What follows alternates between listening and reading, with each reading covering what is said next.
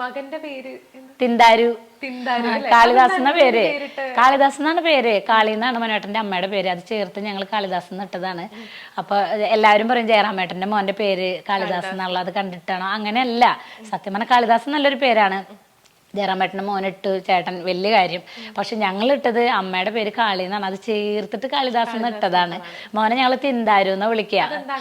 പല ഇന്റർവ്യൂവിലും മനോട്ടം പറഞ്ഞിട്ടുള്ള ഒരു കാര്യമാണ്. മനോട്ടം പണ്ട് നാടൻപാട്ട് രംഗത്തേക്ക് ഇറങ്ങുന്ന സമയത്ത് ആദ്യമായി പാടിയ പാട്ടാണ് തിന്താരേ തിന്താത്തക തിന്തയിത്താരാ, തിന്താരേ തിന്താത്തക തിന്തയിത്താരാ, തെക്ക് തെക്ക് തെക്കേലൊരു ദൈവത്താനുണ്ടേ, തെക്ക് തെക്ക് തെക്കേലൊരു ചെമ്മണ്ടാനുണ്ടേ. അതിലെ കോറസാണ് തിന്താരേ തിന്താതക. ഇതിൽ തുടങ്ങുന്ന കോറസാണ് തിന്താരു എന്നുള്ള പേരിലേക്ക് മാറ്റിയത്.